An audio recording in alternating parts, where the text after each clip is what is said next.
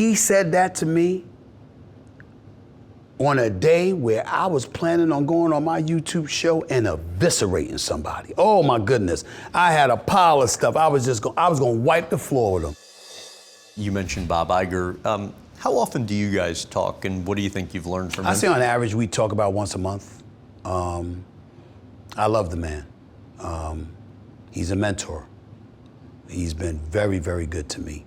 And what the knowledge that he's bestowed upon me, the way he's edified me about different things, just watching the way he does things.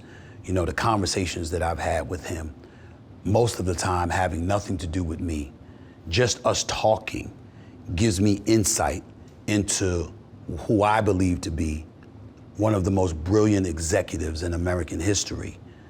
To get insight from that person puts me in a very, very elevated place, because I know that when he does something, it makes sense.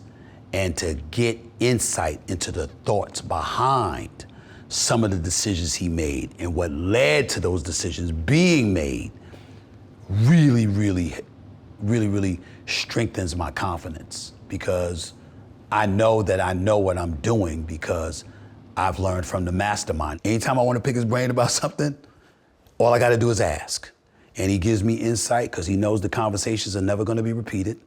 But to be able to sit in front of you, you know, at this moment in time in my life, to know that I can pick up the phone and all I got to do is call. And if I need any advice, he doesn't hesitate. That's an incredibly privileged position for me to be in. And I just think he's the Michael Jordan of executive. He's the greatest ever. How about the most interesting conversation the two of you have had?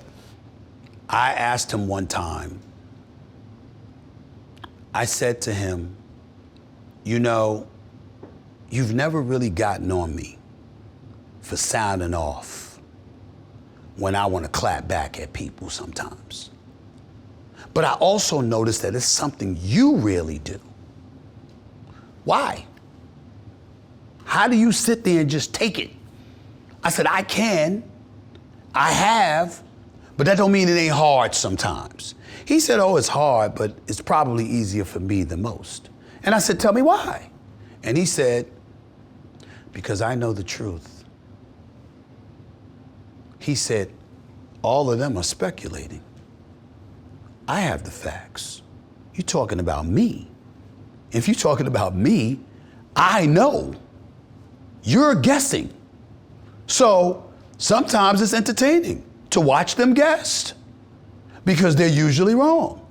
He said, when you know the truth, you should feel emboldened. You should feel empowered, because you're the one with the answers and they're looking for them. And I was like,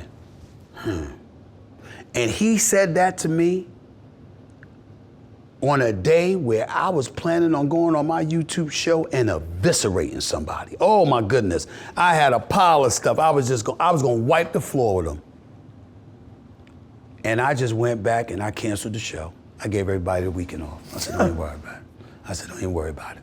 Because I had had that conversation with him. And he didn't even know what I was intending to do. But that conversation with him reeled me back in, because it was like, I know the truth.